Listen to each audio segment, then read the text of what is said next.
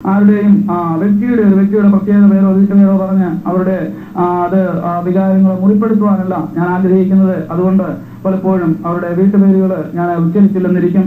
എന്നാൽ എനിക്ക് ഇങ്ങനെ ഈ ലൈസൻസ് ഒക്കെ എടുത്ത് ഇങ്ങനെ രജിസ്ട്രേഷൻ ഒക്കെ കിട്ടുവാനിടയായി തീർന്നത് പാലായിലെ ഒരു പ്രഗത്ഭനായ രാഷ്ട്രീയ നേതാവിനോടുള്ള ബന്ധത്തിലാണ്. അദ്ദേഹത്തിന്റെ വീട്ടില് ഇതുപോലെ ഞാൻ ഇതൊക്കെ പഠിച്ചു കഴിഞ്ഞപ്പോൾ എവിടെയെങ്കിലും ഇതൊന്ന് പ്രയോഗിക്കണമല്ലോ, കാരണം ഈ മുസ്ലിയാരെന്നെ വശീകരിച്ചു. 3 വർഷം രാത്രിയിൽ അദ്ദേഹത്തിന്റെ അറയിൽ കൊണ്ടുപോയിരുത്തി എന്നെ ഇത് പഠിപ്പിക്കും. ഞങ്ങളുടെ വീടിന് അവിടെ നിന്ന് 1.5 കിലോമീറ്റർ അകലെ കോട്ടാങ്കൽ എന്ന് പറയുന്ന സ്ഥലത്താണ് അദ്ദേഹം താമസിക്കുന്നത്. ആ മനുഷ്യന്റെ വീട്ടിൽ കൊണ്ടുപോയി അവിടെ അറയ്ക്കകത്തിരുത്തി എന്നെ ചില കാര്യങ്ങൾ പഠിപ്പിക്കുവാൻ തുടങ്ങും. ആദ്യം മുതൽ തന്നെ പൂജകളും മന്ത്രങ്ങളും ജപങ്ങളും അതിന്റെ ചരടുകൾ ഓതുന്ന വിധവും ആദ്യം ചില ഓതുന്ന മന്ത്രങ്ങളെ പഠിപ്പിക്കുവാൻ തുടങ്ങി. അത് കണ്ണ് കിട്ടിയവർക്ക്, കൊതി കിട്ടിയവർക്ക്, പിന്നെ പിത്തശൂല പിടിച്ചവർക്ക്, ഇങ്ങനെ പല രീതിയിലുള്ള ഓർത്തലുകളുണ്ട്. അങ്ങനെ ഓതുന്ന ചില മന്ത്രങ്ങൾ പഠിപ്പിച്ചു. അതിനുശേഷം ഇങ്ങനെ എനിക്ക് മനസ്സിലാകുന്ന ഭാഷയിൽ അദ്ദേഹം പല കാര്യങ്ങൾ പഠിപ്പിക്കുവാൻ തുടങ്ങി. എന്നാൽ അങ്ങനെ നാളുകൾ മുന്നോട്ട് നീങ്ങി. ഒടുവില് 3 വർഷമായി എന്റെ SLC വിദ്യാഭ്യാസം അത് പൂർത്തിയായ ആ വർഷം തന്നെയാണ് ഈ പഠിത്തവും പൂർത്തിയായത്. ഞാൻ അത് കഴിഞ്ഞിട്ട് ഇദ്ദേഹത്തിന്റെ അടുത്ത് നിന്ന് യാത്ര പറയുന്നതിന് മുമ്പ് ഈ പഠിത്തത്തിന്റെ ദക്ഷിണ വെച്ച് പിരിയുന്ന ആ സമയത്ത് എന്നോട് ഇപ്രകാരം പറഞ്ഞു, പാപ്പച്ച നോയമ്പ് നോക്കിക്കോ, ചില സേവകളൊക്കെ കിട്ടും. ഞാൻ ആ സമയത്താണ് ചോദിച്ചത് എനിക്ക് ഏത് സേവയാണ് കിട്ടുന്നത്. അപ്പോൾ എനിക്ക് സേവകളെ കുറിച്ച് വലിയ താല്പര്യമായിരുന്നു. ഞാൻ പലരെ കുറിച്ച് ഇങ്ങനെ കേട്ടിട്ടുണ്ട്. അങ്ങനെ സേവകൾ കിട്ടുമെന്ന് പറഞ്ഞനുസരിച്ച് 1973 ഞാൻ നോയമ്പ് നോക്കുവാനായിട്ട് തുടങ്ങി. അങ്ങനെ നോയമ്പുകൾ നോക്കി അദ്ദേഹം പറഞ്ഞനുസരിച്ച് ആ ക്രമം അനുസരിച്ച് മാതാവ്, ഗീവർഗീസ്, ശബരിമല ശാസ്താവ്, അങ്ങനെയുള്ള പല വിശുദ്ധന്മാര്, ദൈവങ്ങളെന്ന് മനുഷ്യൻ ചിന്തിച്ചിരിക്കുന്നതായ പല സേവകള്, അങ്ങനെയുള്ള പല ശക്തികള് വന്ന് ആവർത്തിച്ചു. അതിന്റെയൊക്കെ ശക്തി ആയി കഴിഞ്ഞപ്പോൾ എന്റെ കയ്യിൽ അന്ന് 3 മോതിരങ്ങൾ ഉണ്ടായിരുന്നു. ഈ കയ്യില് 3 മോതിരങ്ങളില് അതിന്റെ കല്ലുകളിലാണ് ഇവയെല്ലാം അടക്കിയിട്ടിരുന്നത്. ആ മോതിരത്തിന്റെ കല്ലുകളിൽ നോക്കി ആ കാര്യങ്ങള് മനസ്സിലാക്കുകയും ഈ സേവകളെ ആവർത്തിപ്പിക്കുകയും അതിനെ വിളിച്ച് കാര്യങ്ങൾ ചോദിക്കുകയും ഏതെങ്കിലും സേവകളുമായിട്ട് സംസാരിക്കണമെന്നുണ്ടെങ്കിൽ ഈ മോതിരത്തിന്റെ കല്ല്, പ്രധാന മോതിരത്തിന്റെ കല്ലിൽ തൊട്ടുകൊണ്ട് അവയെ മനസ്സിൽ ധ്യാനിച്ച് ആ മന്ത്രങ്ങളെ ചൊല്ലിക്കഴിയുമ്പോൾ ഇവയുമായിട്ട് ആശയവിനിമയം നടത്തുവാനായിട്ട് സാധിക്കുമായിരുന്നു. അതുപോലെ തന്നെ ഏതെങ്കിലും വ്യക്തികളുടെ വേഷം കെട്ടണമെങ്കിൽ പിശാച് അന്ന് കെട്ടുമായിരുന്നു. അന്ന് ചില മനുഷ്യരുടെ മുൻപിൽ വെച്ച് ഒരു വേഷം കെട്ടി കാണിച്ച് ഏറ്റവും കൂടുതൽ ആളുകൾ ചിരിച്ചിട്ടുള്ള ഒരു വേഷം ഞാനിപ്പോൾ ഓർക്കുന്നു. ഒരിക്കല് കത്തോലിക്കരായ ചിലരുടെ വീടുകളില്, ഞങ്ങളുടെ സ്ഥലത്ത് തന്നെയാണ്, അവിടെ ഒരു വീട്ടില് ഇങ്ങനെ എന്നെ ഒരു പരിപാടി ചെയ്യാനായിട്ട് വിളിച്ച സമയത്ത് മരിച്ചുപോയ പല ആളുകളുമായിട്ടും സംസാരിക്കുന്ന രീതിയൊക്കെ പറഞ്ഞു. അപ്പോഴവിടെ ഭയങ്കര സുവിശേഷ വിദ്വേഷിയായ ഒരു മനുഷ്യനുണ്ട്. അദ്ദേഹം ഒരു മാർക്സിസ്റ്റുകാരനാണ്. ആ മനുഷ്യൻ എന്നോട് പറഞ്ഞു, ഒരു കാര്യം ചെയ്യാമോ, ഒരു ഉപദേശിയുടെ പേര് വന്നിട്ട് ചോദിച്ചു, ആ പുള്ളിയുടെ പ്രസംഗം ഇവിടെ ഇപ്പോ ഒന്ന് കാണിപ്പിക്കാമോ എന്ന് ചോദിച്ചു. ഒരു സേവകണ്ട്. ഞാൻ പറഞ്ഞു, ഒരു കുഴപ്പമില്ല, നിങ്ങൾ തയ്യാറായിരുന്നോളാൻ പറഞ്ഞു. ആ പറഞ്ഞതുപോലെ തന്നെ സേവയൊക്കെ വരുത്തി പ്രസംഗം അങ്ങോട്ട് ആരംഭിച്ചു. ആ പുള്ളിക്കാരനെ എങ്ങനെ പ്രസംഗിച്ചു അതുപോലെയുള്ള അതേ പ്രസംഗങ്ങൾ ആക്ട് ചെയ്ത് അങ്ങോട്ട് പ്രസംഗിക്കാൻ തുടങ്ങി. വേദപുസ്തകത്തിൽ നിന്നുള്ള വാക്യങ്ങളും കാര്യങ്ങളും എല്ലാം എടുത്ത് ഉഗ്രം പ്രസംഗം നടത്തുകയാണ് അന്ന് സേവ. അപ്പൊ ഇത് കണ്ടുകൊണ്ട് വളരെ പേര് കൈകൊട്ടി ചിരിച്ചു, അങ്ങനെ സന്തോഷിച്ചു. അതിന് സാക്ഷി നിന്ന ഒരാൾ ഇപ്പോഴേ ന്യൂയോർക്കിലുണ്ട്. അങ്ങനെയുള്ള ഒത്തിരി സംഭവങ്ങൾ നടന്നിട്ടുണ്ട്. അപ്പോൾ പിന്നീട് ഒരിക്കല് ഞാൻ ഓർക്കുകയായിരുന്നു, അന്ന് ഇങ്ങനെ സേവയെ കൊണ്ട് ഈ ഉപദേശിയുടെ വേഷം കിട്ടിച്ചത് കൊണ്ടാണോ ഞാൻ രക്ഷിക്കപ്പെട്ട് കഴിഞ്ഞപ്പോൾ ഒരു വിശ്വാസിയായിട്ട് ഇരിക്കാൻ സമ്മതിക്കാതെ എന്നെ വിളിച്ച് നീ ഉപദേശിയായിട്ട് പോകണമെന്നും പറഞ്ഞ് ദൈവം ഇങ്ങനെ വിട്ടത് എന്ന് ഞാൻ ചിന്തിക്കുകയുണ്ടായി. കാരണം നമ്മളൊക്കെ ബൈബിൾ കോളേജിലെ ദൈവദിനം പഠിപ്പിച്ചപ്പോൾ പാസ്റ്റർ MV ചാക്കോ അവറുകൾ ഞങ്ങളോട് ഒരിക്കൽ ഇങ്ങനെ പറയുകയുണ്ടായി, നിങ്ങൾ ആരെങ്കിലും നേരത്തെ ഏതെങ്കിലും ഉപദേശിമാരെ കളിയാക്കിയിട്ടുള്ളവരായിരിക്കും, അതുകൊണ്ടായിരിക്കും നിങ്ങളെ ഇങ്ങനെ ദൈവം വിളിച്ചിരിക്കുന്നത്. നിങ്ങൾക്ക് ഉപദേശിയാകേണ്ടവരോടുണ്ടെങ്കിൽ അവരോട് പറഞ്ഞാൽ മതി, ഏതെങ്കിലും ഒരു ഉപദേശി ഒരുത്തൻ കളിയാക്കിയിട്ടുണ്ടെങ്കിൽ അവൻ ഭാവിയിൽ ഒരു ഉപദേശിയായിരിക്കും, അവന് വേണ്ടി പ്രാർത്ഥിച്ചോണം. കാരണം എന്നാന്ന് ചോദിച്ചാല് അങ്ങനെയുള്ള ആക്ഷനും അങ്ങനെയുള്ള പ്രവർത്തനങ്ങളൊക്കെ ചെയ്യുന്നവര് പിന്നീട് അങ്ങനെ ആയി തീരുമെന്ന് ആ ദേവദാസനൊരിക്കൽ പറഞ്ഞു. ഞാനപ്പോഴും ചിന്തിച്ചു, ഞാൻ അങ്ങനെ അതിനെ വരുത്തിക്കൊണ്ടാണോ ഞാൻ വിശ്വാസിയായിട്ടിരിക്കാൻ സമ്മതിക്കാതെ ഇങ്ങനെ ശുശ്രൂഷയിൽ തന്നെ പോകണം എന്ന് വരുവാൻ കാരണം എന്തെങ്കിലും ആകട്ടെ. അങ്ങനെയുള്ള ആ രീതിയില് ഈ ലോകത്തിന്റെ ദൈവങ്ങളെന്ന് ഞാനും നേരത്തെ കരുതിയിരുന്ന പലതുമായിട്ടും അടുത്തു കഴിഞ്ഞപ്പോഴാണ് ഇത് ദൈവങ്ങളല്ല, പിന്നെയോ ഭയങ്കര ദുഷ്ടന്റെ ശക്തികളും ദുഷ്ടന്റെ തന്ത്രങ്ങളുമാണ് ഇവയെന്ന് എനിക്ക് മനസ്സിലാക്കുവാൻ ഇടയായി തീർന്നു. കാരണം മരിച്ചൊരു മനുഷ്യനും ഈ ഭൂമിയുമായിട്ട് യാതൊരു ബന്ധവുമില്ല. മന്ത്രവാദത്തിൽ പഠിക്കുന്ന കണക്കനുസരിച്ച് ഒരു മനുഷ്യൻ മരിച്ചു കഴിഞ്ഞാൽ അവന്റെ ആത്മാവ് 7 മിനിറ്റുകൾക്കകം ഇവിടെ നിന്ന് എവിടേക്കോ മാറ്റപ്പെടുന്നു എന്നുള്ളതാണ് ആശാൻ പറയുന്നത്. ആ ആത്മാക്കളുമായിട്ട് പുള്ളി സംസാരിച്ചിട്ടുണ്ടെന്നാണ്. അപ്പോൾ അവർ പറയുന്നത് നരകത്തിലാണോ അതോ സ്വർഗത്തിലാണോ അവരെ കൊണ്ടുപോകുന്നതെന്ന് അവർക്ക് അറിയാവുന്നൊക്കെയാണ്. ഏതായിരുന്നാലും ആ വിഷയം അത് വളരെ പറഞ്ഞു തെളിയിക്കേണ്ട വിഷയമായതുകൊണ്ട് ഞാനിപ്പോൾ ആ ഭാഗത്തേക്ക് കിടക്കുന്നില്ല. എന്നാൽ അത് കഴിഞ്ഞാൽ പിന്നെ ഈ ലോകവും ഈ ആത്മാവുമായിട്ട് യാതൊരു ബന്ധവുമില്ലെന്ന് സേവക്കാർ പഠിപ്പിക്കുന്നു. അങ്ങനെ സേവയിൽ പഠിപ്പിക്കുന്നു. പിന്നെ എവിടെ നിന്നാണ് ഈ മരിച്ച ആളുകൾ ഈ ലോകത്തിൽ വരുന്നതെന്ന് ചോദിച്ചാൽ, മരിച്ചുപോയ ആ നല്ല മനുഷ്യരുടെ വേഷം കെട്ടിയിട്ട് സാത്താൻ ഏത് വേഷവും കെട്ടുവാൻ മിടുക്കനാണ്. അവന് കറുത്ത വാലും കൂമ്പും തലയും ഒന്നുമുള്ള ഒരു മനുഷ്യനായിട്ടല്ല ബൈബിൾ അവനെ ചിത്രീകരിക്കുന്നത്. പിന്നെയോ സൗന്ദര്യ പൂർണ്ണനായിട്ട് വളരെ കണ്ടാൽ കൊള്ളാവുന്ന യോഗ്യനായ ഒരു വ്യക്തിത്വമായിട്ടാണ് സാത്താനെ കുറിച്ച് ബൈബിള് ചിത്രീകരിച്ചിരിക്കുന്നത്. അപ്പോൾ അവൻ ഏത് വേഷവും കെട്ടും. വേണ്ടി വന്നാൽ യേശുക്രിസ്തുവിന്റെ വേഷം വരെ കെട്ടുവാൻ അവൻ തയ്യാറാണെന്ന് ദൈവം നമ്മെ പഠിപ്പിക്കുന്നുണ്ട്. ആ വേഷത്തിലും അവൻ മനുഷ്യനെ വഞ്ചിക്കുവാനായിട്ട് കടന്നു വരും. എന്നാൽ ദൈവമക്കളെ സംബന്ധിച്ചിടത്തോളം അതുകൊണ്ടാണ് ദൈവവചനം മുന്നറിയിപ്പ് തന്നിരിക്കുന്നത്, വഞ്ചിക്കപ്പെടാതിരിപ്പാൻ സൂക്ഷിച്ചുകൊള്ളുകയും. അവൻ പല വേഷങ്ങളില്, പല ഭാഷകളില്, പല തന്ത്രങ്ങളില്, പല രീതിയിൽ മനുഷ്യന്റെ അടുത്ത് വരും. എന്നാൽ ഫലം കൊണ്ട് നമുക്ക് വൃക്ഷത്തെ തിരിച്ചറിയുവാൻ സാധിക്കുമെന്ന് കർത്താവ് വളരെ വ്യക്തമായിട്ട് പറഞ്ഞിട്ടുണ്ട്. എങ്ങനെയാണ്? അത് ഫലം കൊണ്ട് മാത്രമേ തിരിച്ചറിയുവാൻ സാധിക്കുകയുള്ളൂ. അങ്ങനെ ആ രീതിയിലുള്ള ദുഷ്ടശക്തികളാണ് ഇവയെന്ന് എനിക്ക് മനസ്സിലാക്കുവാൻ ഇടയായി തീർന്നത്. അതിനടിപ്പെട്ട് പോയി കഴിഞ്ഞാണ് പിന്നീട് അവിടെ നിന്ന് ഒന്ന് വിട്ടുപോകണമെന്ന് വിചാരിച്ചാൽ നടക്കുകയില്ല.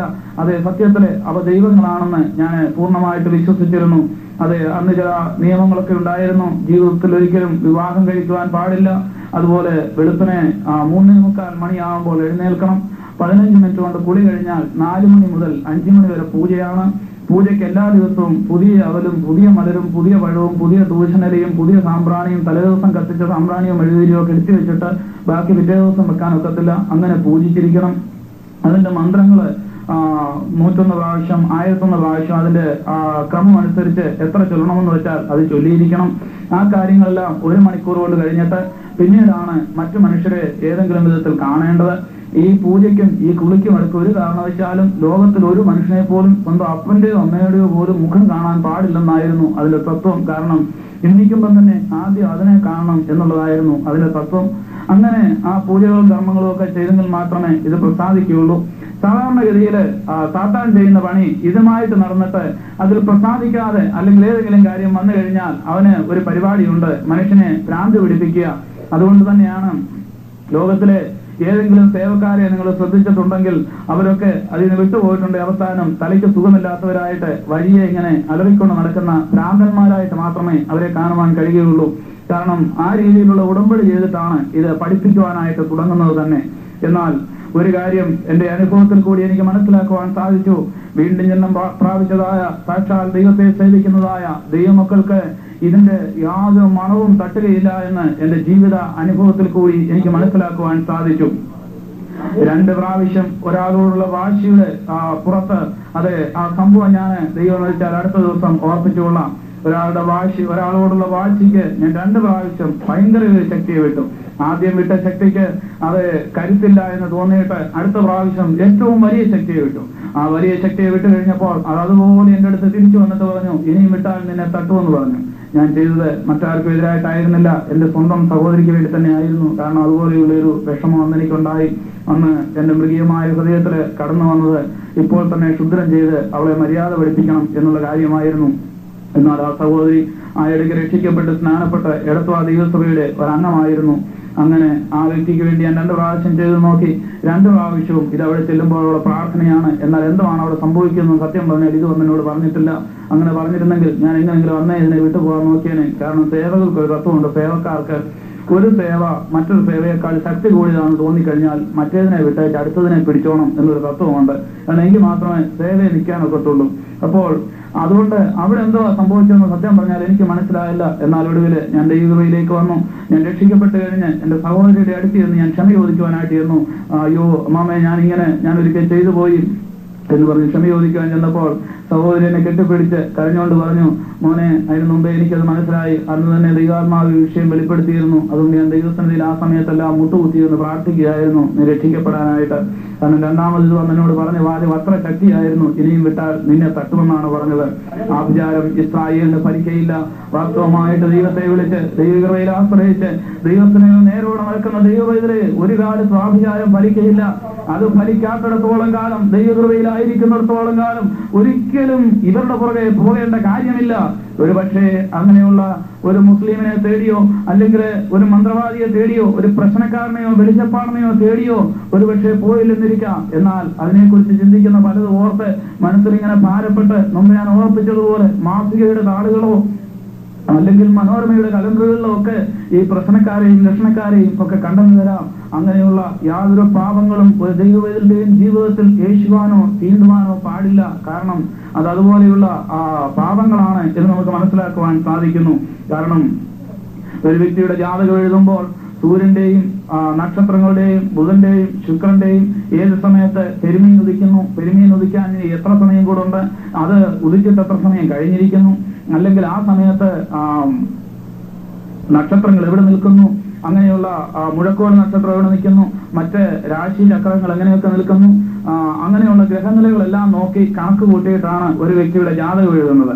എന്നാൽ ഒരു ദൈവത്തിനെ സംബന്ധിച്ചിടത്തോളം ദൈവം വളരെ വ്യക്തമായിട്ട് പറയുന്നുണ്ട്, പകൽ സൂര്യനെങ്കിലും രാത്രി ചന്ദ്രനെങ്കിലും നിന്നെ ബാധിക്കുകയില്ല. കാരണം എന്താണെന്ന് ചോദിച്ചാൽ യാതൊരു ദോഷവും തട്ടാതെ, നക്ഷത്രങ്ങളുടെ ഒരു ദോഷവും തട്ടാതിരിക്കുന്ന ഒരു കൂട്ടരുണ്ടെങ്കിൽ അത് ദൈവമക്കൾ മാത്രമേ ഉള്ളൂ. ഒരു നക്ഷത്രത്തിന്റെ യാതൊരു ദോഷവും ദൈവമക്കളുടെ ജീവിതത്തിൽ തട്ടുകയില്ല. നമ്മുടെ കുഞ്ഞുങ്ങൾ കാർത്തികയാണോ മകീരമാണോ രോഹിണിയാണോ എന്ന് നോക്കേണ്ട കാര്യമില്ല. കാരണം എന്താണെന്ന് ചോദിച്ചാൽ നക്ഷത്രത്തിന്റെ ഒരു ദോഷവും നമുക്ക് തട്ടുകയില്ല. പിന്നെയോ സ്വർഗത്തിലെ ദൈവമാണ് നമ്മുടെ ഭാവിയെ നിയന്ത്രിക്കുന്നത്. സ്വർഗത്തിലെ ദൈവം ഒരു ദൈവങ്ങളുടെ ഭാവിയെ നിയന്ത്രിക്കുമ്പോൾ ഈ ലോകത്തിലെ സാത്താൻ പിടിച്ചാൽ നമ്മുടെ ഭാവിയെ കിട്ടുകയില്ല. നമ്മുടെ കാലഗതികളെ അവന്റെ കയ്യിൽ ദൈവം വിട്ടുകൊടുക്കുകയില്ല. ദൈവകൃപയിൽ നിൽക്കുന്നിടത്തോളം കാലം ഒന്നും ചെയ്യുവാനായിട്ട് സാധിക്കുകയില്ല. കാരണം എന്താണ്? അത് ദൈവം നമ്മൾ വ്യക്തമായിട്ട് നമ്മെ പഠിപ്പിക്കുന്നുണ്ട്.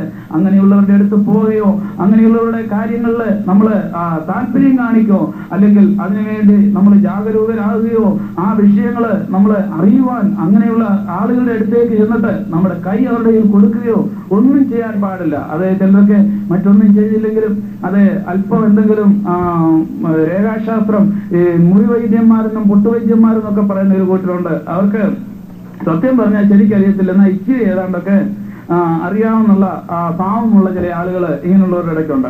അപ്പോൾ അവരെല്ലാ കൂട്ടത്തിലും കാണും. അപ്പൊ അവര് അടുത്ത് ചെന്ന് കൈ കൊടുക്കുന്ന ആളുകളുണ്ട്. കൈ കൊടുക്കാന്ന് പറഞ്ഞാൽ അവർക്ക് ഷെയ്ക്കാണ്ട് കൊടുക്കാന്നല്ല, പിന്നെ ഇങ്ങനെ കാണിച്ചു കൊടുക്കും. എന്റെ ഈ വര എന്തോത്തിൻ്റെതാണ്, ഈ വര എന്തോത്തിൻ്റെതാണ്. കാരണം ഈ അത്രയൊക്കെ ഇച്ചിരിയൊക്കെ പുസ്തകമൊക്കെ വായിച്ച് പഠിച്ചിട്ടുള്ള ആളുകളുണ്ട്. ഇവിടെ 4 വരെയുണ്ട്, 4 കല്യാണം കഴിക്കുന്നു, ഇവിടെ 2 വരെയുണ്ട്, 2 മക്കളുണ്ടാകുന്നു, ഇങ്ങനെയൊക്കെ പറയുന്നവരുണ്ട്.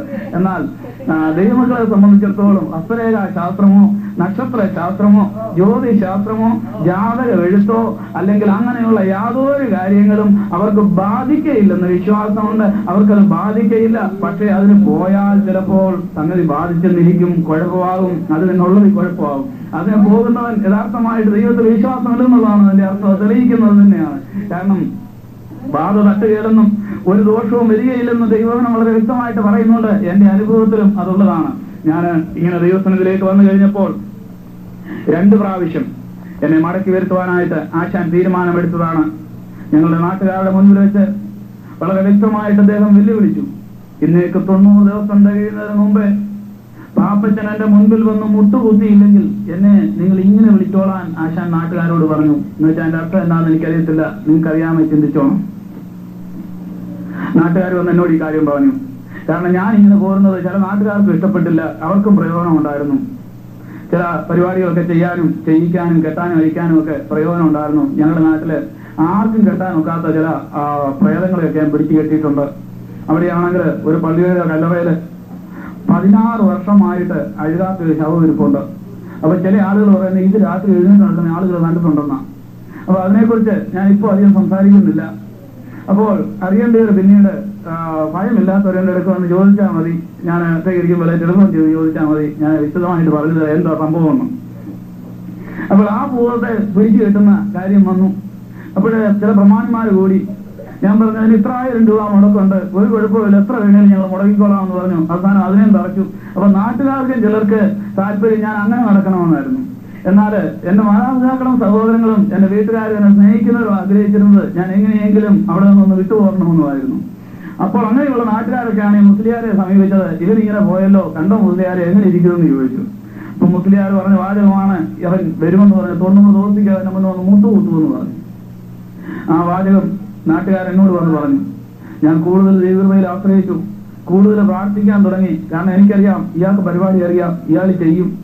ഇങ്ങനെ ഇയാൾ എന്നെ പല പരിപാടികൾ പഠിപ്പിച്ചിട്ടുള്ളതായതുകൊണ്ട് ഇയാൾ എന്തൊക്കെ ചെയ്യുമെന്ന് എനിക്കും അറിയാം. ഏതായാലും ആദ്യം ഒന്ന് ചെയ്തു. ആ ചെയ്ത് കഴിഞ്ഞിട്ട് മൂത്ത മോന് 9ാം ക്ലാസ്സിൽ പഠിക്കുന്ന മോനായിരുന്നു. നേരെ തിരിച്ച് അവിടെ ചെന്ന് സ്കൂളിൽ അസംബ്ലി കൂടുന്ന സമയത്ത് അതേ ഒരു ചൊവ്വാഴ്ച രാവിലെ 9:30 മണിക്ക് നിൽപ്പിൽ എടുത്തടിച്ച് തറയിൽ വീണ് മൊയിലുദ്ദീനക്കാരെ കാണിക്കുന്ന എല്ലാ ആംഗ്യങ്ങളും ആ ചെറുക്കൻ കാണിക്കാൻ തുടങ്ങി. ഇന്ന് വരെ ആ രോഗം മാറിയിട്ടില്ല. രണ്ടാമത് വീണ്ടും ഒന്നുകൂടെ ചെയ്തിട്ട് അത് രണ്ടാമത്തെ ഒരു മകനുണ്ട്, അവൻ അതുപോലെ തിരിച്ചിരുന്നു. അവന്റെ ശരീരത്തെ ആ ചൊറിച്ചിലൊന്നും മാറിയിട്ടില്ല, പഴുപ്പിന്നും മാറിയിട്ടില്ല. അങ്ങനെ ഈ 2 സംഭവങ്ങൾ നടന്നു കഴിഞ്ഞപ്പോൾ പിന്നീട് ഒരിക്കൽ ഞാൻ ഒരു സ്ഥലത്തേക്ക് യോഗത്തിന് പോകാനായി ഇറങ്ങി. അങ്ങനെ ഞങ്ങളുടെ ജംഗ്ഷനിലേക്ക് പോകുമ്പോൾ അദ്ദേഹത്തിന് ഞങ്ങളുടെ അവിടെ ഒരു കടയുണ്ട് അടുത്ത്. എന്നെ വളരെ സ്നേഹമായിട്ട് വിളിച്ചു, പാപ്പച്ച ഇനി വന്നേ, ഞാനൊരു കാര്യം ചോദിക്കട്ടെ. ഞാൻ ആ റോഡിൽ തന്നെ നിന്നു. എനിക്കറിയാം അടുത്ത് ചെല്ലരുതെന്ന്. അദ്ദേഹം തന്നെ എന്നെ പഠിപ്പിച്ചിട്ടുണ്ട്, അടുക്കുന്നവൻ അകലുമ്പോഴും അകലുന്നവൻ അടുക്കുമ്പോഴും സൂക്ഷിച്ചോണമെന്ന്. അപ്പോൾ ഞാൻ അവിടെ റോഡിൽ നിന്നു. എന്തുവാ വേണ്ടിയതെന്ന് ചോദിച്ചു. ഞാനൊരു കാര്യം ചോദിച്ചാൽ സത്യം പറയാമോ എന്ന് ചോദിച്ചു. ഞാൻ പറഞ്ഞു ഞാൻ സത്യം പറയാമെന്ന് പറഞ്ഞു. പാപ്പച്ചന് ഏതെങ്കിലും പുതിയ സേവ കിട്ടിയിട്ടുണ്ടോ എന്ന് ചോദിച്ചു. ഞാൻ പറഞ്ഞുണ്ട്. ഏത് സേവയാണെന്ന് ചോദിച്ചു. ഞാൻ പറഞ്ഞു ഞാനിപ്പോൾ കർത്താവായ യേശുക്രിസ്തുവിന്റെ സേവക്കാരനാണെന്ന് പറഞ്ഞു. ഇത് പറഞ്ഞു കഴിഞ്ഞപ്പോൾ അദ്ദേഹം കൈ തിരുമ്മി എന്നെ ചീത്ത വിളിച്ചുകൊണ്ട് എഴുന്നേറ്റു. ഞാൻ അതിനിടയ്ക്ക് ഒരു വാചകം കൂടെ പറഞ്ഞൊപ്പിച്ചു. കാരണം ഞാൻ അറിഞ്ഞിരുന്നു മക്കൾക്ക് 2 പേർക്കും സംഗതി തിരിച്ചു ഇരുന്നിട്ടുണ്ടെന്ന്. കാരണം അപ്പോഴപ്പോഴുള്ള വാർത്തകൾ എന്നെ കിട്ടിക്കൊണ്ടിരുന്നു. നാട്ടുകാർ വളരെ ജിജ്ഞാസനായിരിക്കുക ഇതിലേത് സേവയാണ് വലുതെന്ന് അറിയാനായിട്ടും. കാരണം അവിടെയും കൂടുതൽ കത്തോലിക്കലും മുസ്ലിംസുമായിരുന്നു. അവര് ഇങ്ങനെ നോക്കിയിരിക്കുകയാണ് എനിക്ക് എന്തോ സംഭവിക്കുന്നു, ഞാൻ എന്നായാലും മുന്നേ മുട്ടുകുത്തുന്നതെന്ന് കാണാൻ കുറെ ആളുകൾ നടക്കുന്നുണ്ട്. ഞാൻ എന്നിട്ട് അദ്ദേഹത്തോട് പറഞ്ഞു, മുസ്ലിയാരെ മക്കളുടെ 2 പേരുടെ അസുഖം മാറും, വരൂ നമുക്ക് ഒന്നിച്ച് പായിട്ടിരുന്ന് മുട്ടുകുത്തിയിരുന്ന് ദൈവത്തോട് പ്രാർത്ഥിക്കാം, കർത്താവിനെ സ്വീകരിച്ചു കഴിഞ്ഞാൽ അസുഖം മാറും. അയാൾ അത് കേട്ട് കഴിഞ്ഞപ്പം തന്നെ കുറെ ചീത്തയൊക്കെ വിളിച്ചുകൊണ്ട് എന്നെ അടിക്കാൻ ചാടി എഴുന്നേറ്റു. ഞാൻ അവിടെ ഒന്ന് ഓടി രക്ഷപ്പെട്ടു. കാരണം എനിക്കറിയാം ഇയാള് എന്നെ മർമ്മം പഠിപ്പിച്ചോനാ. എന്നെ പഠിപ്പിക്കാതെ എന്തെങ്കിലും ഒന്ന് ഇയാളെ കാണും. അത് വെച്ച് ഒരു താങ്ങിയാൽ പിന്നെ ആരും ഞാൻ എഴുന്നേറ്റ് നടക്കുകയെന്ന് എനിക്കറിയാം, തകരാതേലയും പോവും. അതുകൊണ്ട് ഞാൻ ഓടി രക്ഷപ്പെട്ടു ഓടുന്നു. അതിനുശേഷം പിന്നീട് എന്നെ കണ്ടാൽ അദ്ദേഹം മിണ്ടത്തില്ല.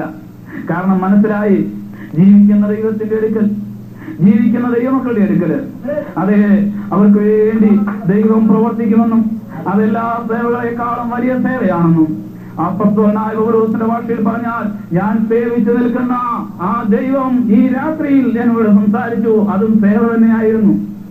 അതെ, എപ്രകാരം ലോകത്തിൽ സാത്താന്യ ശക്തിയെ സേവിക്കുവാൻ മനുഷ്യരൊരുങ്ങുന്നുവോ, എന്നാൽ സാത്താന്യ ശക്തിയെ കൊണ്ട് മണിക്കൂറുകൾ മാത്രം നിലനിൽക്കുന്നതായ ആ വിടുതൽ മാത്രം കാണുന്നുവെങ്കിൽ വലിയവനായ ദൈവത്തെ സേവിക്കുവാൻ ഇറങ്ങി തിരിച്ചാൽ നിത്യത വരെയും നീണ്ടു നിൽക്കുന്ന വലിയൊരു വിടുതൽ കൊണ്ട് സന്തോഷിക്കുവാൻ ഇടയായിത്തീരുന്നു. ഞാൻ മുമ്പേ ഓർപ്പിച്ചല്ലോ, ജോലിയില്ലാതെ മടക്കി വരുത്തിയ ഒരു മനുഷ്യന്റെ കാര്യം ഞാൻ പറഞ്ഞല്ലോ. അതിനുവേണ്ടി 10,000 രൂപയായിരുന്നു എന്റെ അടുത്ത് വന്ന ആ വ്യക്തി പറഞ്ഞത്. അന്ന് എന്റെ ബിസിനസ് അതായിരുന്നു. എന്നാൽ ഞാൻ രക്ഷിക്കപ്പെട്ടു കഴിഞ്ഞപ്പോൾ ഞാൻ ആ വിഷയത്തിൽ വളരെ പശ്ചാത്തപിച്ചു. ഞാൻ ചെന്നിട്ട് ആ മനുഷ്യനോട് പറഞ്ഞു, ഞാൻ ഇന്നതുപോലെ ഒരു കാര്യം പണ്ട് ചെയ്തു, എങ്ങനെയാണ് എനിക്കത് സംഭവിച്ചതെന്ന് അദ്ദേഹം ചോദിച്ചപ്പോൾ ഞാൻ ചോദിച്ചു, ഇന്ന ദിവസം ഒരു സ്വപ്നം കണ്ട് ഓർക്കുന്നോ? ഉണ്ടെന്ന് പറഞ്ഞു. അന്നാണ് ചെയ്തതെന്ന് പറഞ്ഞു. അതിനെക്കുറിച്ച് ചെയ്യുന്നത് വെച്ചാൽ അടുത്ത ദിവസങ്ങൾ ഓർപ്പിക്കാം. സ്വപ്നത്തിൽ കൂടി എങ്ങനെയാണ് ചെയ്യുന്നത്? അതെ, 24 മണിക്കൂറിനകം അദ്ദേഹം ജോലി കഴിഞ്ഞ് വീട്ടിൽ വരേണ്ടതായിട്ട് വന്നു. എന്നാൽ അതിനുശേഷം പോയിരുന്ന ആ വിഷയത്തിന് വേണ്ടി ഉപവസിച്ച് പ്രാർത്ഥിച്ചു. അല്ലാതെ ലോകത്തിലേതൊരു മന്ത്രവാദിയുടെ അടുത്ത് പോയാലും വിടുതൽ കിട്ടാത്ത ആ കാര്യത്തിന് അത്ഭുതകരമായിട്ട് ദൈവം വിടുതൽ കൊടുത്തു. ഇന്ന് അദ്ദേഹം ജോലിയിൽ തുടരുന്നു എന്ന് പറയുന്നതിൽ എനിക്ക് വളരെ സന്തോഷമുണ്ട്. ഞാൻ സേവിച്ചു നിൽക്കുന്ന ദൈവം ഈ രാത്രി എന്നോട് സംസാരിച്ചു എന്ന് പറയുമ്പോൾ ദൈവമക്കളെ, ഏറ്റവും നല്ല സേവ, ഏറ്റവും വലിയ സേവ, എല്ലാ സേവകളെയും തകർക്കുന്ന സേവ, ആ സേവയാണ് ദൈവമക്കൾ സേവിക്കുന്ന സേവ. അതിനെ മറികടക്കുവാൻ ലോകത്തിലെ ഒരൊറ്റ ശക്തിക്ക് പോലും കഴിയുകയില്ലെന്ന് എന്റെ അനുഭവത്തിൽ കൂടി എനിക്ക് മനസ്സിലാക്കുവാൻ സാധിച്ചു. ആ വേദമനുസരിച്ച്, 4-ാം വേദം അനുസരിച്ച്, 4-ാം വേദം എന്ന് പറയുന്നത് മുഴുവൻ മന്ത്രവാദങ്ങളാണ് അതിനകത്ത്. അതിനകത്ത് നല്ല കാര്യങ്ങളൊന്നുമില്ല. ഇസ്ലാം മതം തന്നെ അതിനെ എതിർക്കുന്നതാണ്. പക്ഷേ എങ്ങനെ രക്ഷ നേടാം എന്നുള്ള മാർഗത്തെക്കുറിച്ച് അവരറിയുന്നില്ല എന്നുള്ളത് മാത്രം ബോധപൂർവം അത് ഒഴിഞ്ഞിരിക്കുന്നു. കാരണം എന്താണെന്ന് ചോദിച്ചാൽ, സത്യം അറിഞ്ഞു കഴിഞ്ഞാൽ അനേകരും സാത്താന്റെ പിടിയിൽ നിന്ന് തിരിഞ്ഞു വരുവാൻ സാധ്യതയുണ്ടല്ലോ. അങ്ങനെ അതിനകത്ത് പറഞ്ഞിരിക്കുന്നത്, ഒരു മനുഷ്യന്റെ കൂടെ അവന്റെ രഹസ്യങ്ങൾ പിടിച്ചെടുക്കുവാനും അവന്റെ ചരിത്രങ്ങൾ മനസ്സിലാക്കുവാനുമായിട്ട് 30 ഇബ്ലീസുകളും 5 ജിന്നുകളും ഉണ്ടെന്നാണ് പറയുന്നത്. ഇന്നിപ്പോൾ ഇവിടെ ഞാൻ പറയുന്നതായ കാര്യങ്ങൾ അത് പിന്നീട് ഭാവിയിൽ മനസ്സിലാക്കുവാനായിട്ട് ഇവിടെ അത്രയൊന്നും ഇല്ല, അത് കുറവാണ്. ഇബ്ലീസുകളല്ല, ഞാൻ ക്യാമറയുടെ പ്രകാശ കാര്യമാണ് പറഞ്ഞത്. എന്നാൽ ഒരു മനുഷ്യന്റെ കൂടെ സാത്താന്റെ ആ ദൂതന്മാർ അത്രയും പേര് എന്തിനാണ് നടക്കുന്നതെന്ന് ചോദിച്ചാൽ, അവന്റെ ഭാഷ, വേഷം, സംസാരം, സ്വഭാവം, രാവിലെ എഴുന്നേറ്റാൽ എന്തുവാ കുടിക്കുന്നത്, കാപ്പിയാണോ ചായയാണോ എന്ന് വരെ സാത്താൻ നല്ലപോലെ അറിയാം. ഈ വ്യക്തിക്ക് എന്തെങ്കിലും രോഗമുണ്ടായിരുന്നെങ്കിൽ, അത് ചുമയുള്ള ഒരു വ്യക്തി മരിച്ചു പോയാൽ ആ വ്യക്തിയുടെ ആത്മാവിനെ വരുത്തുകയാണെങ്കിൽ ആദ്യം മനസ്സിലാക്കാൻ കഴിയുന്ന ഒരു കാര്യമുണ്ട്, ചുമച്ചോണ്ടായിരിക്കും ഈ ആത്മാവ് വരുന്നത്. ചൊറി പിടിച്ച് മരിച്ചുപോയ ഒരു വ്യക്തിയുടെ ആത്മാവിനെ വരുത്തിയാൽ ആ ആളിന്റെ ആത്മാവ് വരുമ്പോൾ ഈ ആത്മാവ് വന്ന് ആവർത്തിക്കുന്ന വ്യക്തി ചൊറിഞ്ഞുകൊണ്ടിരിക്കും. അപ്പൊ മനസ്സിലാകും മറ്റേ പുള്ളി വന്നെന്ന്. കാരണം എന്താണ്? ഒരു തരത്തിലും ആളുകൾക്ക് സംശയം തോന്നരുത് ഇത് ഭൂതമാണെന്ന്. എന്റെ ഏറ്റവും മൂത്ത ജ്യേഷ്ഠന് ഇതിലൊന്നും വലിയ വിശ്വാസമില്ലായിരുന്നു. അദ്ദേഹത്തിന് ദൈവത്തിലും സാത്താനിലും ഒന്നും അത്ര വലിയ വിശ്വാസമില്ലായിരുന്നു. എന്നെ കൽക്കട്ടയ്ക്ക് കൊണ്ടുപോയി ഒന്ന് ചികിത്സിക്കാമെന്നും കണ്ട് അദ്ദേഹം ഒന്ന് നോക്കി. ഏതായിരുന്നാലും അത് ഞാൻ ഒടുവിൽ പറയാം വിശദമായിട്ട്. അവിടെ കൊണ്ടുവന്നിട്ട് ചില കാര്യങ്ങളൊക്കെ കണ്ടു കഴിഞ്ഞിട്ട് എന്നോട് പറഞ്ഞു, ഞാൻ വിശ്വസിക്കാം, വല്യപ്പച്ചനുമായിട്ട് എനിക്കൊന്ന് സംസാരിക്കണമെന്ന് പറഞ്ഞു. ഞാൻ ജനിക്കുന്നതിന് വർഷങ്ങൾക്ക് മുൻപേ വല്യപ്പച്ചൻ മരിച്ചു പോയതാണ്. ഞാൻ വല്യപ്പച്ചനെ കണ്ടിട്ടില്ല. എന്നിട്ട് എന്നോട് പറഞ്ഞു, ഇവിടെയുള്ള ഒരു ബംഗാളി കുട്ടിയിൽ വേണം വല്യപ്പച്ചന്റെ ആത്മാവിനെ കയറ്റാനെന്ന് പറഞ്ഞു. കാരണം വല്യപ്പച്ചൻ മലയാളത്തിലാണല്ലോ പറയുന്നത്, വല്യപ്പച്ചൻ ഇംഗ്ലീഷ് അറിയത്തില്ലായിരുന്നു, ചുങ്കപ്പാറക്കാരനായിരുന്നു. അപ്പോൾ അങ്ങനെയുള്ള ഒരു ബംഗാളി പെൺകുട്ടിയിൽ വേണം കയറ്റാനെന്ന് പറഞ്ഞു. അടുത്തുള്ള ഒരു കുട്ടിയെ വിളിച്ചോണ്ട് വരാൻ ഞാൻ പറഞ്ഞു.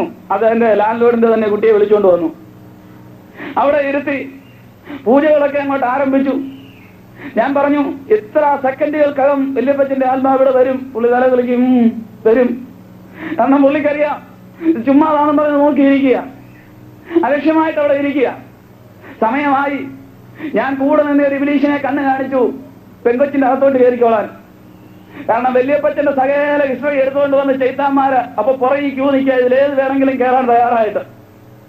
വല്യപ്പച്ചന്റെ ആത്മാവ് ദൈവം ഒരിക്കലും ഏതോ ഒരു സ്ഥലത്ത് വിശ്രമിക്കുന്നു. അതല്ലാതെ ഇവിടെ ആത്മാവാണെന്നും പറഞ്ഞ് കയറ്റുന്നത് ആരെയാണെന്ന് ചോദിച്ചാൽ ഈ ഇബ്ലീസുകളെയാണ്. അതില് വല്യപ്പച്ചന്റെ സകല ആക്ടുകളും വല്യപ്പച്ചന്റെ സകല കാര്യങ്ങളും വല്യപ്പച്ചന്റെ സകല സ്വഭാവവും അറിയാവുന്ന ഇബ്ലീസ് തയ്യാറായി കഴിഞ്ഞു. ആ ഇബ്ലീസിന് സിഗ്നൽ കൊടുത്തു, കേറിക്കോ. ഇബ്ലീസ് കയറിക്കഴിഞ്ഞു. ഈ 12 വയസ്സുള്ള ബംഗാളി പെൺകുട്ടി അവിടെ ഇരുന്നിട്ട് എടാ പൊടിക്കുഞ്ഞ് എന്നൊരു വിളി വിളിച്ചു. എന്റെ മൂത്ത ചേട്ടനെ വല്യപ്പച്ചൻ മാത്രം വിളിച്ചിരുന്ന ഓനപ്പേരാ പൊടിക്കുഞ്ഞ്. എന്റെ ചേട്ടൻ ഇരുന്നിരിപ്പിന്ന് ചാടി എഴുന്നേറ്റു, മടക്കിക്കുത്തുമെല്ലാം താത്തിട്ട് ചെടിയായിട്ട് അപ്പച്ചോ ഇങ്ങനെ നിൽക്കുക. പാവം ചേട്ടൻ അറിയാമോ ഇതെന്താണ്? ഞാൻ പറഞ്ഞു, വല്യപ്പച്ചനാ. കുടുംബേർത്തങ്ങളെല്ലാം ചോദിച്ചു, എന്തൂന്ന് പോയ കാര്യം, അവിടുന്ന് വന്ന കാര്യം, ഇവിടുന്ന് വന്ന കാര്യം എല്ലാം വല്യപ്പച്ചൻ പറഞ്ഞു. അപ്പോഴ് വല്യപ്പച്ചൻ അവസാനം ഈ ചുടുവാദമൊക്കെ ഉണ്ടായിരുന്നു, രക്തവാദമൊക്കെ, അപ്പൊ ചെറിയ ചൊറിച്ചിലൊക്കെ ഉണ്ടായിരുന്നു. ഇടയ്ക്കിടയ്ക്ക് പെണ്ണിരുന്ന് ചൊറിയുന്നുണ്ട്. അപ്പോഴേ പുള്ളി ചോദിച്ചു, അയ്യോ ഇപ്പോഴും ഇപ്പച്ചൻ ഈ ചൊറിച്ചിലൊക്കെ ഉണ്ടോ? അത് പിന്നെ എവിടെ പോകാനാ? ഇങ്ങനെയൊക്കെയാ ചോദിക്കുന്നത്. കാരണം അതുപോലെ അങ്ങ് വിശ്വസിക്കും. അല്ലാതെ പറ്റില്ലല്ലോ. അല്ലെങ്കിൽ പറയും ഇത് പറ്റേതാന്ന് പറയും, കള്ളത്തരമാന്ന് പറയും. അവസാനം ചേട്ടനെ വിറപ്പിച്ച് ഒരു ചോദ്യം ചോദിച്ചു, എടാ ഇത്ര നേരം ഞാൻ ഇവിടെ വന്ന് നിന്നിട്ട് നീ ഒരു കട്ടൻ കാപ്പി എനിക്ക് തന്നില്ലല്ലോടാന്ന് പറഞ്ഞു. പുള്ളി കാപ്പി ഇടാനായിട്ട് പാവം ഓടാൻ തുടങ്ങിയപ്പോ ഞാൻ പറഞ്ഞു, കുഴപ്പമൊന്നുമില്ല, പേടിക്കണ്ട.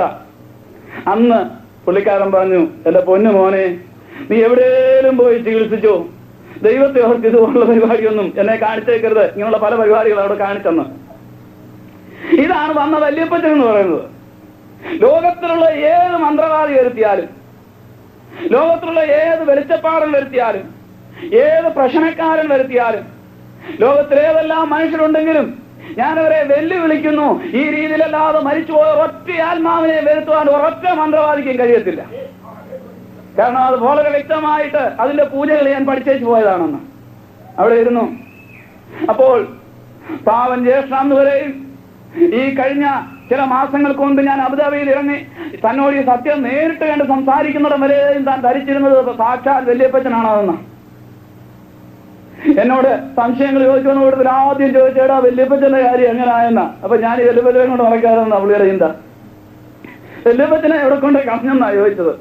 ഞാൻ പറഞ്ഞു, അച്ചാച്ചാ വല്യപ്പച്ചൻ അതല്ല, വല്യപ്പച്ചൻ ദൈവസന്നിധിയിൽ വിശ്രമിക്കുന്നു, ദൈവം ഒരിക്കൽ സ്ഥലത്തുണ്ട്, എന്നാൽ ഇത് ഇന്നതുപോലുള്ള സംഭവമായിരുന്നു എന്ന് പറഞ്ഞ് തെളിയിച്ചു കൊടുത്തു, കാര്യങ്ങൾ പറഞ്ഞ് മനസ്സിലാക്കി.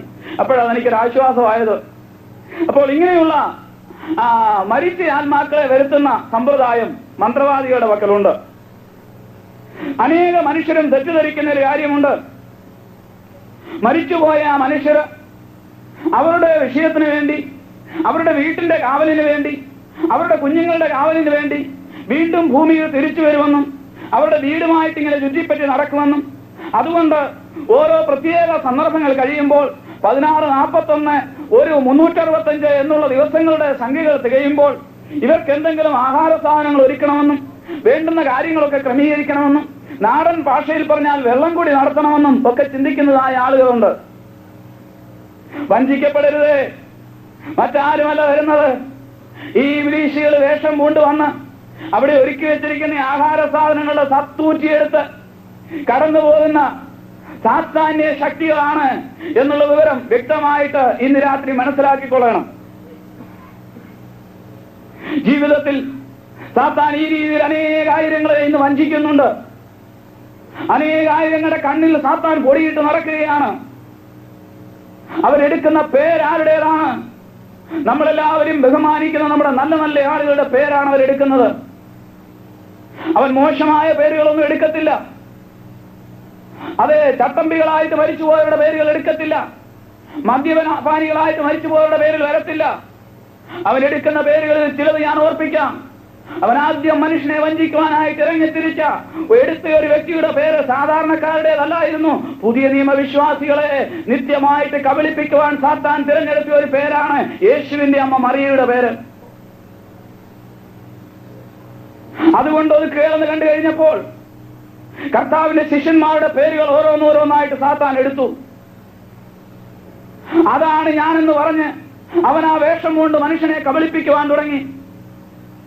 ഏത് മനുഷ്യനെ കേട്ടാൽ വിശ്വസിച്ചു പോകും, അവൻ വഞ്ചിക്കപ്പെട്ടു പോകും. ശരിയാണല്ലോ.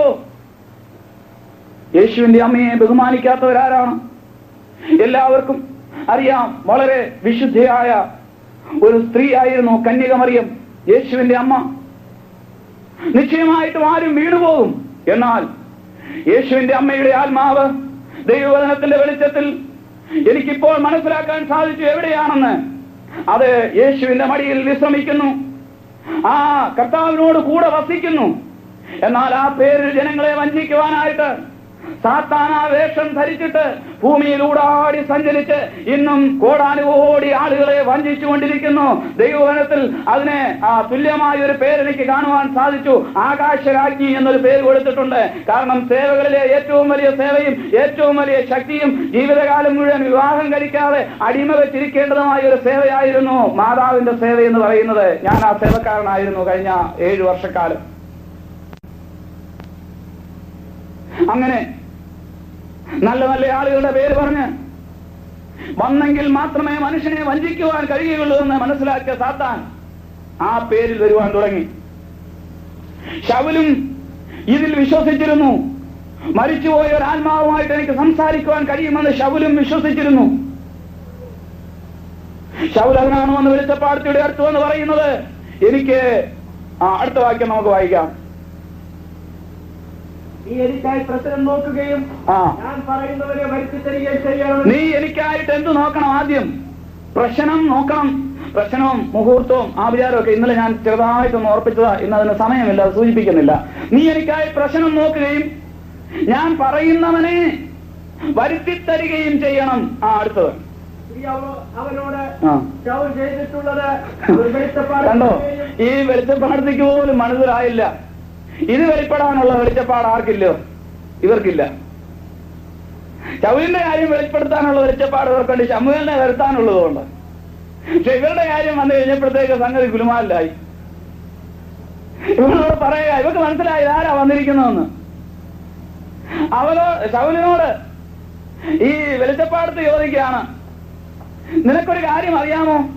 ശൗലെന്ന് പറയുന്ന രാജാവ് ഈ ദേശത്തുനിന്ന് വായിച്ച് അവനോട് ശൗൽ ചെയ്തിട്ടുള്ളത് അവൻ വെളിച്ചപ്പാടന്മാരെയും മന്ത്രവാദികളെയും ദേശത്ത് നിന്ന് ഛേദിച്ചു കളഞ്ഞത് തന്നെ നീ അറിയുന്നുവല്ലോ. എന്നെ കൊല്ലിപ്പാൻ നീ എന്റെ ജീവന് കണിവെക്കുന്നത് എന്തിന് എന്ന് പറഞ്ഞു. നോക്കണേ, ഈ മന്ത്രിയാളിനോട് ശൗലിന്റെ വല്ല ചാരനും ആയിരിക്കുമെന്ന് കണ്ടാ ഇവര് ചോദിക്കുന്നത്, എന്നെ കൊല്ലിപ്പാൻ നീ എന്റെ ജീവന് കണിവെക്കുന്നത് എന്ത്? അപ്പോൾ ശൗൽ ആരാണെന്ന് അവർക്കറിയാമായിരുന്നു. ഒരു കാലത്ത് ശൗലിനെതിരെ എത്ര വലിയ ക്ഷുദ്രം ചെയ്താലും ഫലിക്കയില്ലെന്ന് അവർക്കറിയാമായിരുന്നു.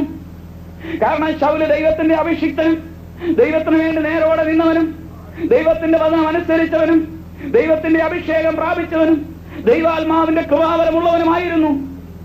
അതുകൊണ്ട് ഒരു കാലത്ത് ശൗലിനെതിരെ യാതൊരു ക്ഷുദ്രവും ഫലിക്കയില്ലെന്ന് അറിയാമായിരുന്നു. അവൾക്ക് മനസ്സിലായി, ശൗലിന്റെ അടുത്ത് എന്നാൽ അവൾക്ക് മരണം സംഭവിക്കും. ഈ കാവ് വെട്ടിത്തെളിക്കാനും തലയൊട്ടി എടുത്തു കളയാനും വരുന്ന പാമ്പിനെ കണ്ട് ഭയക്കാതിരിക്കുന്ന ആളുകളും അല്ലെങ്കിൽ ഈ കാവിന്റെ അടുത്ത് കത്തി എടുത്തുകൊണ്ട് എല്ലാനൊക്കെ ഉള്ള ആളുകൾ, ധൈര്യമുള്ള ആളുകൾ വളരെ കുറവാണ്. അവർക്കൊരു ഭയമുണ്ട്, അവിടെ ഇരിക്കുന്ന ആ ഭൂതങ്ങൾ വന്ന് ഉപദ്രവിക്കുമോ എന്നൊരു ഭയമുണ്ട്.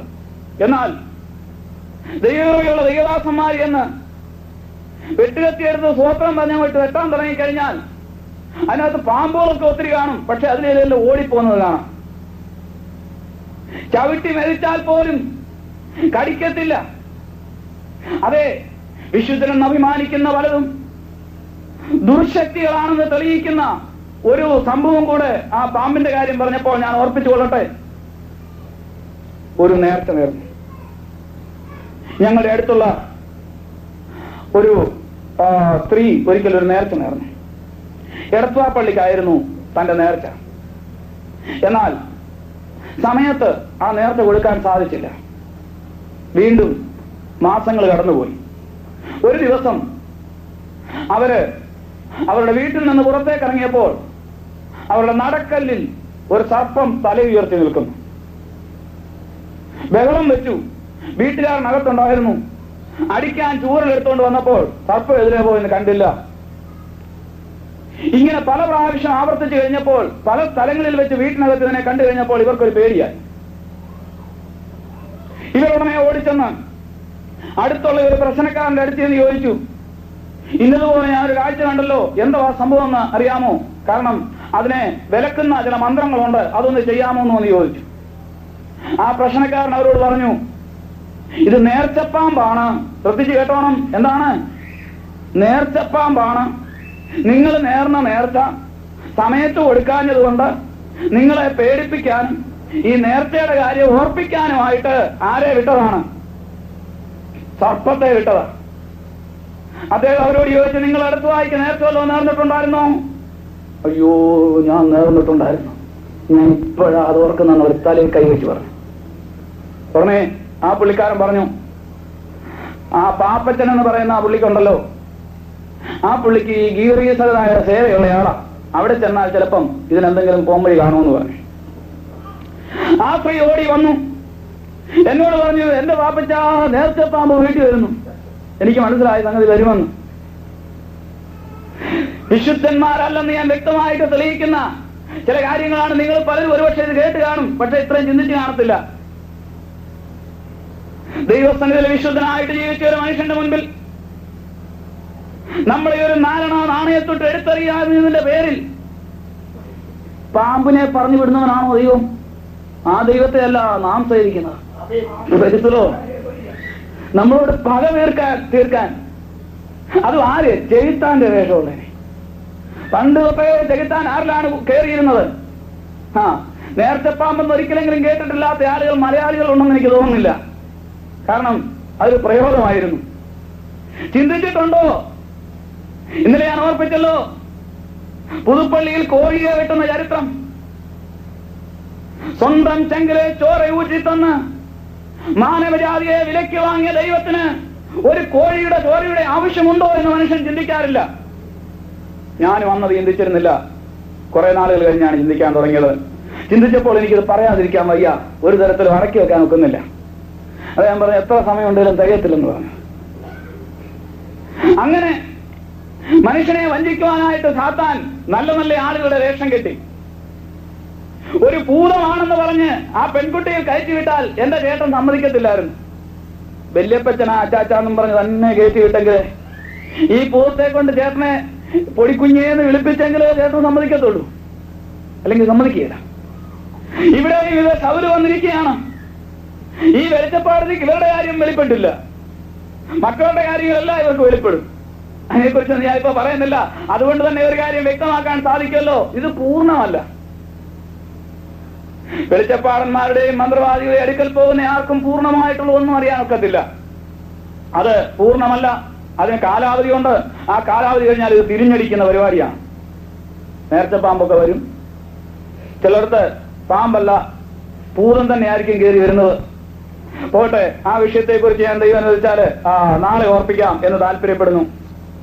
ഇവിടെ ഇപ്പോൾ ഈ ശൗല് വേഷം മാറി വേറെ വസ്ത്രം ധരിച്ച് എന്നിട്ട് സ്ത്രീയോട് ഈ കാര്യം പറഞ്ഞു. ഇനിയും 10-ാമത്തെ വാക്യത്തില് ശൗല് ഇവർക്ക് ഒരു ഉറപ്പ് കൊടുക്കുന്നു. വായിക്കാം 10-ാം വാക്യം. ഇത് എവിടാ ചെന്ന് ഇരിക്കുന്നത്? ആരുടെ മുന്നിലാ നീ ഇരിക്കുന്നത്? എന്നിട്ട് പറയുന്നത് എന്തോന്നാ? ഇതുമായിട്ട് എന്ത് ബന്ധം? ഇതുമായിട്ട് എന്ത് ബന്ധം? ദൈവത്തിന്റെ കൽപ്പനയെ ലംഘിച്ച മനുഷ്യൻ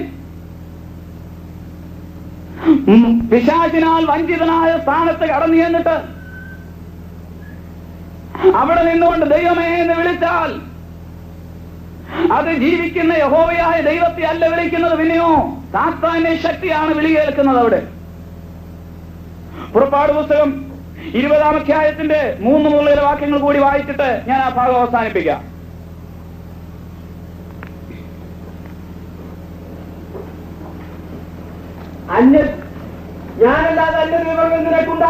ദൈവം കൊടുക്കുന്ന കൽപ്പനകൾ. സീനായി മലയിൽ വെച്ച് ദൈവം കൽപ്പന എഴുതി കൊടുക്കുകയാണ്. ഒന്നാമതായിട്ട് ദൈവം എഴുതി, ഞാനല്ലാതെ അന്യ ദൈവങ്ങൾ നിനക്കുണ്ടാകരുത്. നമ്മൾ വായിച്ച വാക്യം മറക്കരുത്. അന്യദേവനെ കൈക്കൊള്ളുന്നവരുടെ വേദനകൾ വർദ്ധിക്കും. ഞാനല്ലാതെ അന്യ ദൈവങ്ങൾ നിനക്കുണ്ടാകരുത്. അടുത്തത്, ദൈവത്തിന്റെ കൽപ്പന വളരെ വ്യക്തമായിട്ട് മനുഷ്യന് കൊടുത്തിരിക്കുന്നു. നീ ഒരു വിഗ്രഹം ഉണ്ടാക്കരുത്. എവിടെയൊക്കെ ഉള്ളത്? സ്വർഗത്തിലിരിക്കുന്നത് ആരാ? ദൈവമല്ലേ? മീരെ സ്വർഗത്തിലെങ്കിലും ദൈവത്തിന്റെ വിഗ്രഹം ഉണ്ടാക്കുവാൻ മനുഷ്യന് അവകാശം ദൈവം കൊടുത്തിട്ടില്ല. മീരെ സ്വർഗത്തിലെങ്കിലും ഭൂമിയിലെങ്കിലും, ഭൂമിയിലല്ലേ വിശുദ്ധന്മാരൊക്കെ ജനിച്ച് ജീവിച്ച് മരിച്ചു പോയത്? അവരുടെ വിഗ്രഹം ഉണ്ടാക്കുവാൻ അവകാശമുണ്ടോ? ഒരിക്കലുമില്ല. താഴെ ഭൂമിയിലെങ്കിലും,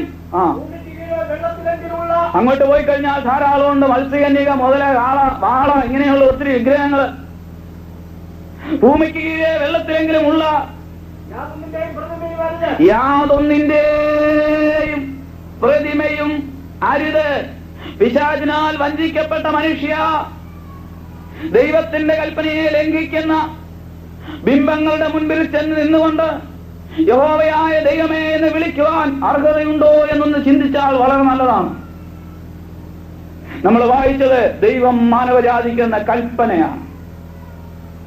ആ കൽപ്പന ലംഘിക്കുന്നവനെ അംഗീകരിക്കുവാൻ ദൈവം ആഗ്രഹിക്കുന്നില്ല. ദൈവം അവനെ അംഗീകരിക്കത്തില്ല. പിന്നെ ദൈവം അവനെ അംഗീകരിക്കും. അവനത് വിട്ടിട്ട് മടങ്ങി വന്നാൽ ദൈവം അംഗീകരിക്കും.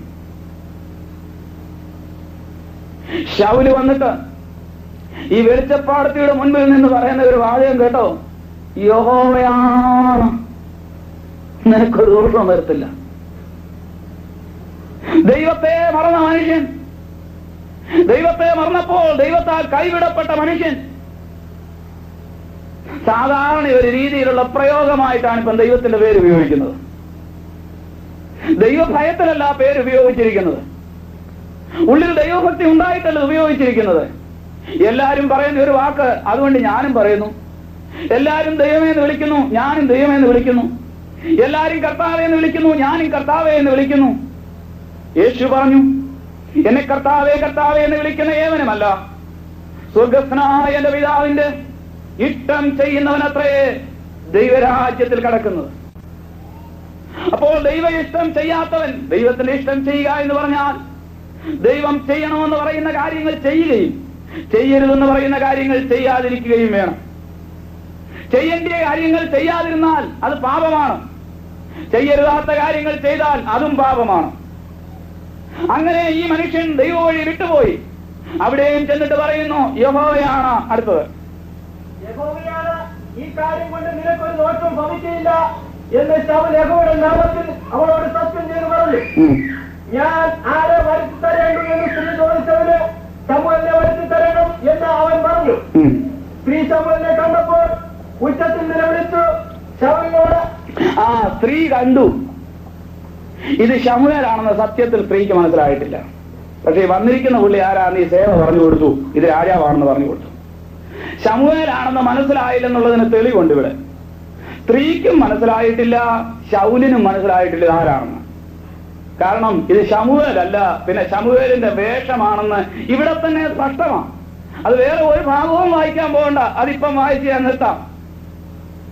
ഉച്ചത്തിൽ കരഞ്ഞു. കാരണം വന്നിരിക്കുന്നത് ആരാണ്? സ്ത്രീയുടെ കൂടെ ഉണ്ടായിരുന്ന ഇബ്ലീസ്. സേവ വന്ന് സിഗ്നൽ കൊടുത്തു, ഈ ഇരിക്കുന്നവൻ മറ്റേ പുള്ളിക്കാരനാണെന്ന്. ഈ ഇരിക്കുന്നവൻ ആരാണ്? ഇവൻ ശൗൽ രാജാവാണെന്ന് ആ സ്ത്രീക്ക് അറിവ് കൊടുത്തു. ആ സമയത്ത് സ്ത്രീ കിടന്ന് നിലവിളിക്കാൻ തുടങ്ങി. അടുത്തത്, സ്ത്രീ ശമൂവേലിനെ കണ്ടപ്പോൾ ഉച്ചത്തിൽ നിലവിളിച്ചു ശൗലിനോട്, നീ എന്നെ തടുത്തത് എന്ത്?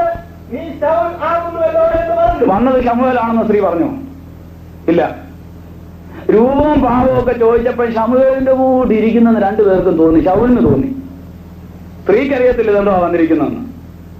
കാരണം അങ്ങനെയായിരുന്നെങ്കിൽ അതവിടെ വ്യക്തമായേനെ. ശൗലിനും മനസ്സിലായിട്ടില്ല. ഇവിടെ രൂപം ചോദിക്കുക, അവന്റെ രൂപം എങ്ങനെ ഇരിക്കുന്നു? അതൊരു താടിക്കാരനാ, നരച്ചതാ, വെളുത്തതാ, ഇങ്ങനെയൊക്കെ ഇരിക്കും. വല്യപ്പച്ചന്റെ കാര്യം പറഞ്ഞ പോലെ ഇരിക്കും. അങ്ങനെ തോന്നുന്നു. അപ്പോൾ കരഞ്ഞു. കാരണം ഇവൻ പറഞ്ഞു കൊടുത്തു ഈ ഇരിക്കുന്ന ശൗൽ രാജാവാണെന്ന്. കരഞ്ഞു. അടുത്തത്, രാജാവ് അവനോട്, ഭയപ്പെടേണ്ട, നീ കാണുന്നത് എന്തോ എന്ന് ചോദിച്ചതിന്. നീ എന്തോ കാണുന്നത്? രാജാവ് ആ രൂപം കേട്ടപ്പോ അങ്ങ് മനസ്സിലാക്കി ഇതാരാണെന്ന്, ശമൂവേലാണെന്ന്. അതായത് ഈ രാജാവ് ഇതിനെ കണ്ടില്ല.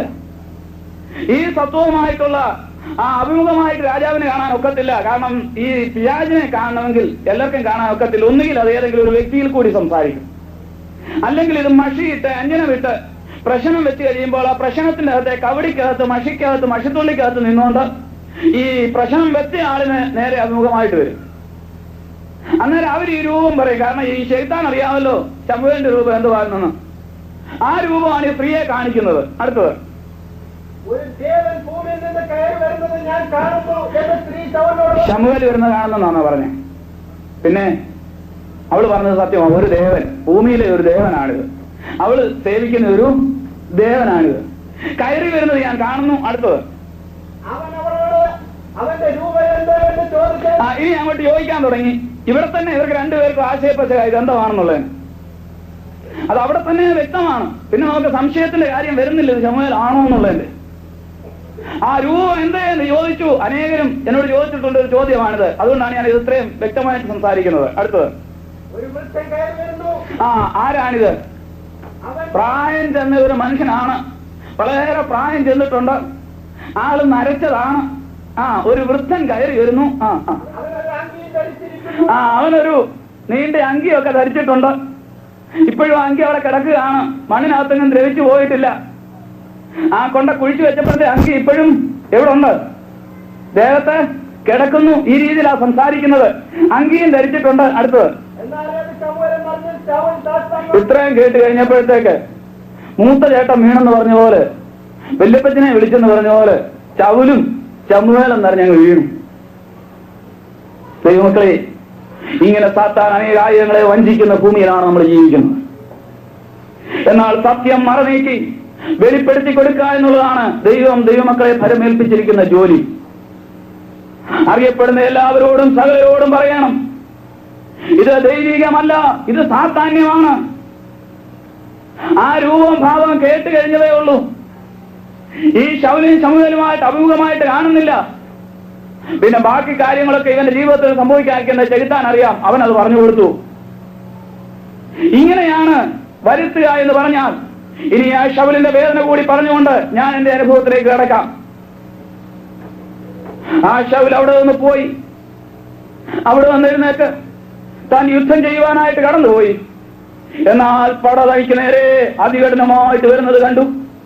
ഫെലിസ്ത്യരെല്ലാം തന്നെ കൊല്ലുവാനായിട്ട് ആഞ്ഞെടുക്കുന്നു. പട്ടാളമെല്ലാം 4 വഴിക്കേക്കും ചിതറിയോടുന്നു. ആയിരക്കണക്കിന് പട്ടാളക്കാര് മരിച്ചു വീഴുന്നു. ആ രംഗം കണ്ട ശൗലിന് മനസ്സിലായി, ഞാനും ഇവിടെ പട്ടുപോകും. ശൗല് നോക്കിയപ്പോൾ ഒരൊറ്റ പോം വഴി മാത്രമേ ഉള്ളൂ. വല്ലവന്റെയും കയ്യാൽ മരിക്കുന്നതിനേക്കാൾ ഭേദം എന്റെ സ്വന്തം ആയുധത്തിൽ വീണ് മരിക്കുന്നതാണ്. തന്റെ കയ്യിൽ ഒരു ആയുധം ഇരിപ്പുണ്ട്. ആയുധം മറക്കരുത്. മുമ്പേ ഞാൻ ഓർപ്പിച്ചു, അതിന്റെ പേരെന്താണ്? കുന്തം. എല്ലാ ദിവസവും ഒരു പാവപ്പെട്ട ദൈവബാലനായിരുന്ന ദാവീദിനെ കൊല്ലുവാനായി മൂർച്ച പരിശോധിക്കുകയും 1-ലധികം പ്രാവശ്യം ദാവീദിന് നേരെ ചാണ്ടുകയും ഒരു പ്രാവശ്യം കൊട്ടാരപ്പിച്ചു പോലും കുത്തിത്തുളച്ച് കയറി ചെല്ലുകയും ചെയ്ത ആ ആയുധം ഈ ശൗലിന്റെ കയ്യിൽ ഇരിപ്പുണ്ട്.